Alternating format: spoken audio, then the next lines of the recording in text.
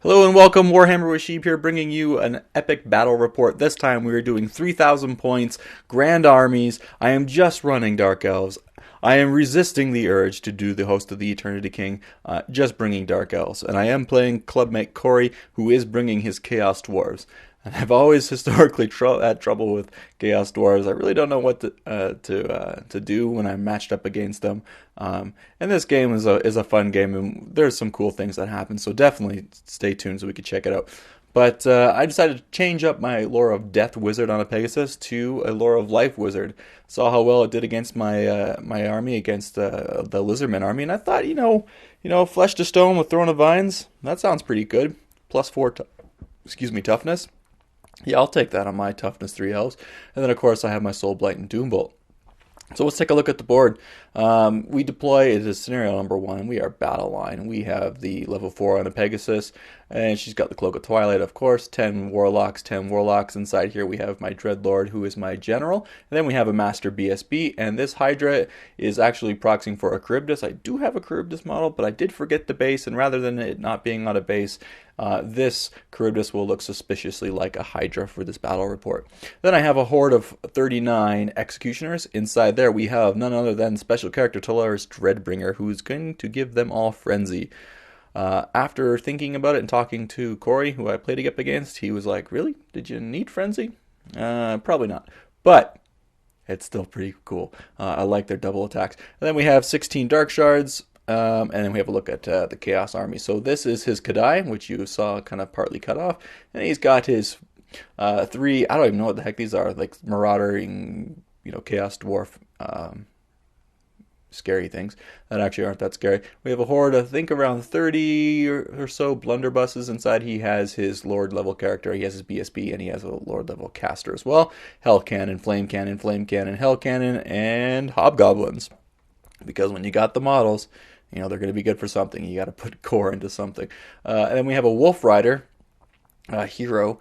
Sorry, this guy he forgot to bring, but I gave him my other Dark Rider master.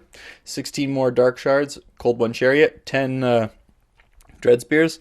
Again, you need something to fill in core, and I don't know what these guys will do, if anything. And then we have my 10 Dark Riders. This is after Vanguards, so we have a Vanguard over there. There's a beautiful shot at his Kadai conversion, which is pretty nice. And then Corey gets turn 1, so he marches up his Centaurs, Bull Centaurs, I think, or something like that, aggressively up here. Chaos Dwarf Bull Centaurs is what I'll call them. If that's not the name, that's okay. When my Hobgoblins move over here, Blunderbusses move over here, War Machines stay put because they don't need to roll or move. Magic. He gets 5 dice. I get 5 dice. Beautiful. So he attempts Glittering Scales and then Enchanted Blades. I think he dispels Enchanted Blades. But he has, Glittering Robe, and then he also does give them Hatred. So congratulations. I'll take that. And then a Flame Template comes down and shoots over top of my Executioners, killing off, I think, an even 10, including Talaris Dreadbringer, who failed his Lookout Sir and got roasted turn 1 before he did anything. Really sucks, because now my Executioners aren't frenzy anymore. And arguably that's a really good thing, but I was actually hoping they would be frenzied and just go through a lot. They do have the movement banner as well. So not looking too good. He manages to kill off 5 Dark Riders with another Flame Template. Man, those are good. And then the Magma Cannons or the Hell Cannons open up, kill 2 Warlocks. That's pretty good. And everything kind of shimmies over on my turn.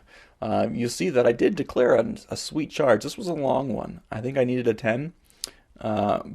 But when you got the movement banner, that 11 became a 10, and that just is, that much easier to make. Not going to lie, it was a long charge. I did make it. I didn't have to take dangerous terrain because of the wheel. And we can march over there like that. Excuse me, I don't know why we'd take dangerous terrain. There's no dangerous terrain there. And everything else kind of shimmies over here like so. Cold One Chariot moves up. These guys don't move. These guys get closer to the building. Dark Shards come up to the side. I have no idea what I'm going to do with these guys. Probably sacrifice them.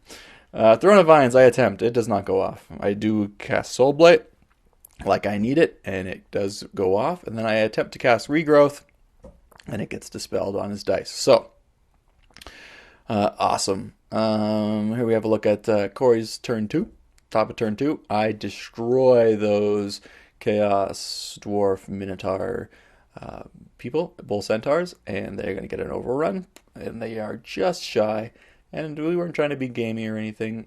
It was legitimately just shy, and I did roll like an 8 or something, 8 or 9. So, it was a long overrun. I can't complain. But now they're going to get shot by blunderbusses, and hopefully he doesn't roll anything high for his turn. So on his turn, we have turn 2.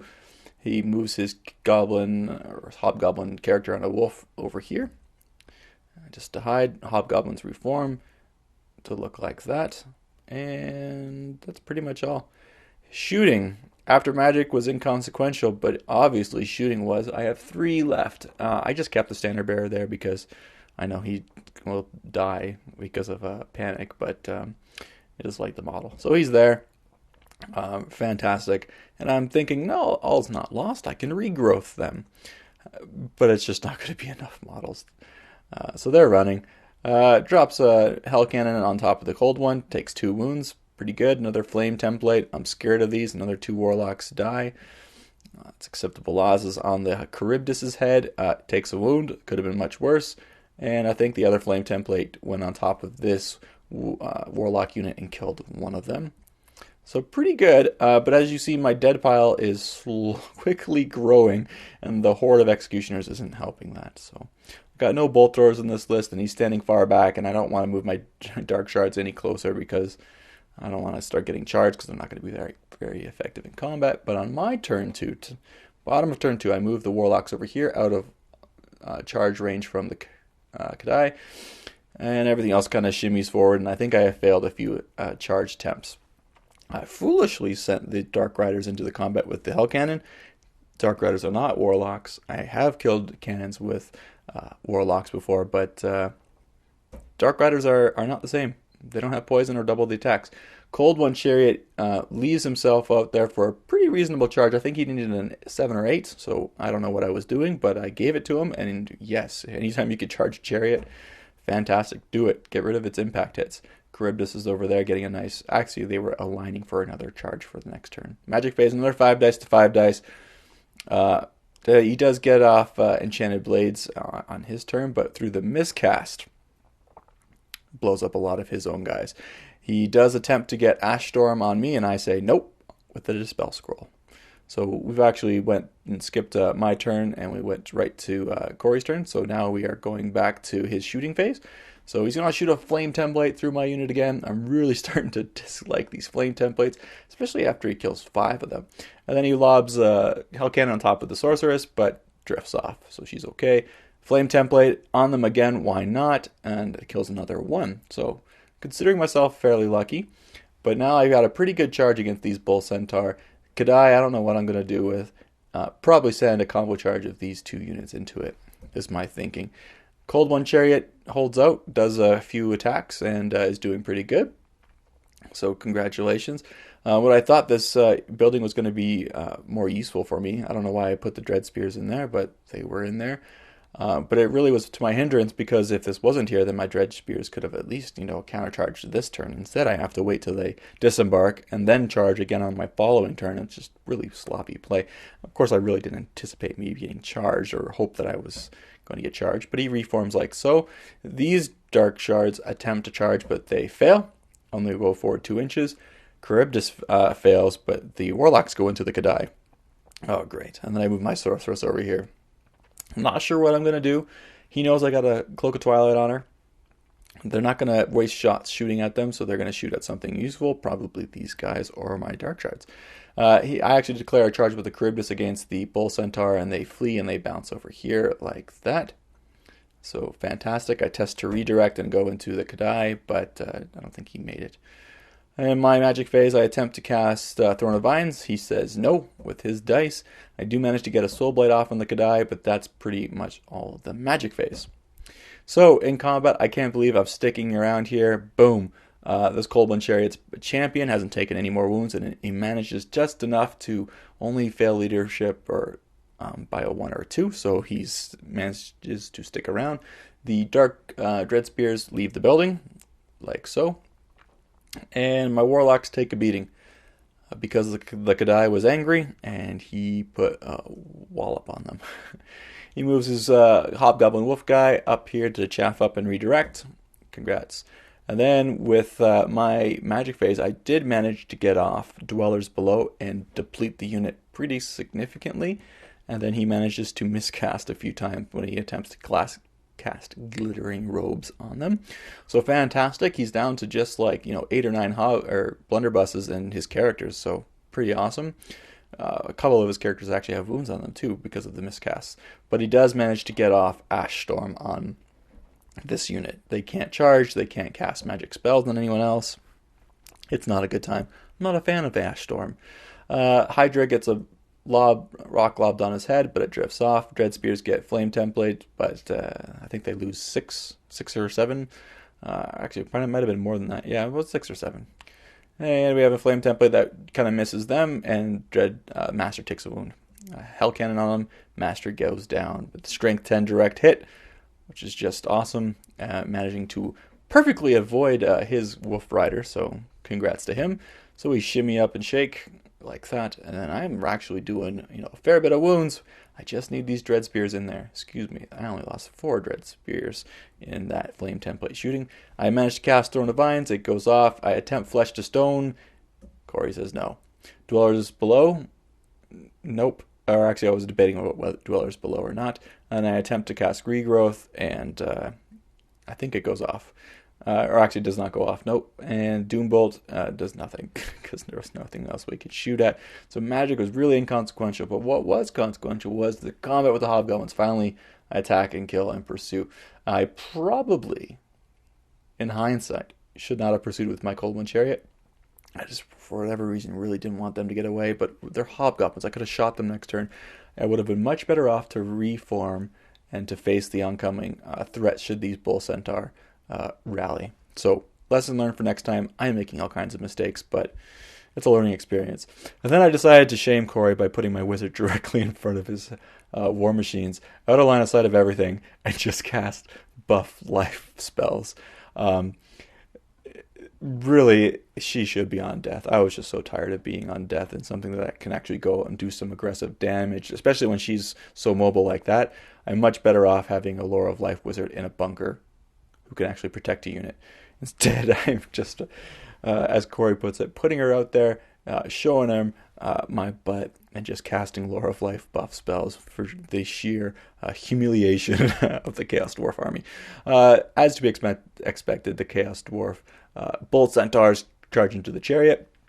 Fantastic. Hell Cannon manages to declare a charge on Sorceress. I can't let that happen. I flee, and then shoot. Now the blunderbusses can declare a charge, and they catch her. They made a really good charge, though. So they recharge, and they catch her, reform like so. Fantastic. At least they're not shooting. Sorry for the blurry picture.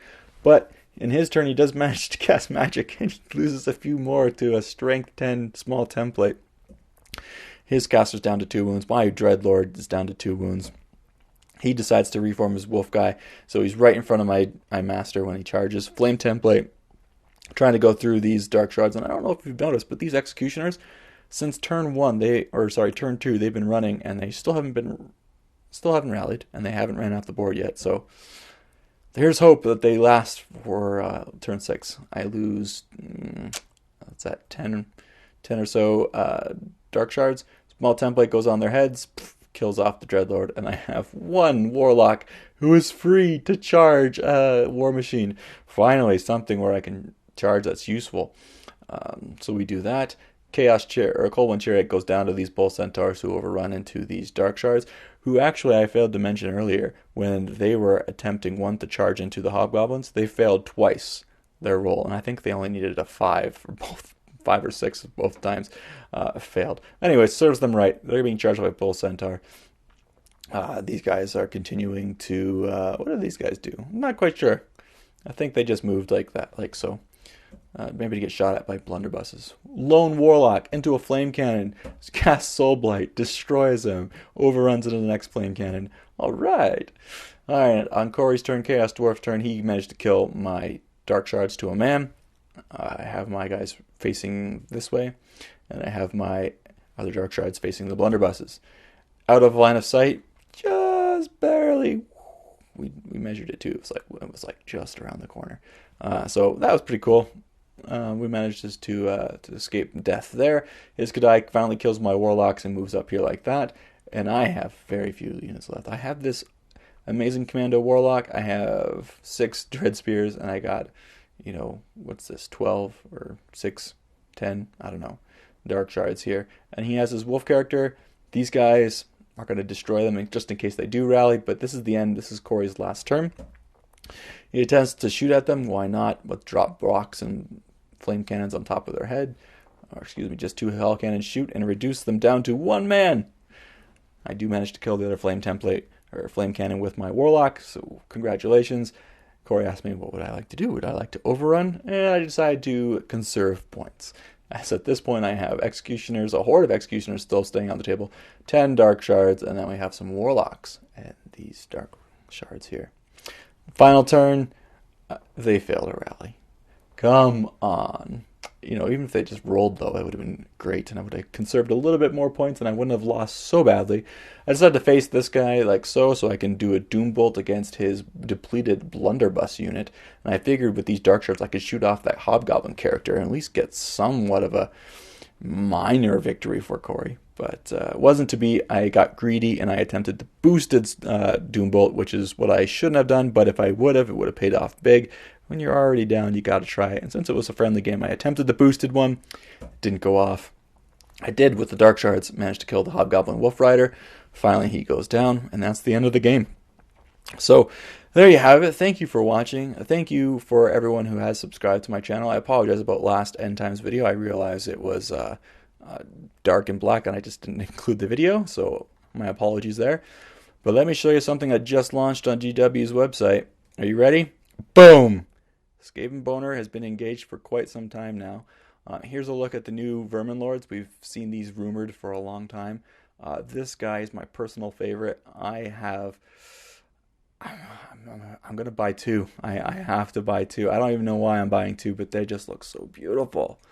And look at these guys. Look at this is the Clan Eshin model. I'm not a huge fan of that ninja star looking thing, but that head and the horns, he's beautifully painted. And this looks like these models could be easily converted up or at least magnetized so that you can swap out any part. Look at their arms. They all look like they bend together just perfectly. Anyways, thanks for watching, guys. It's been a pleasure. Talk to you later.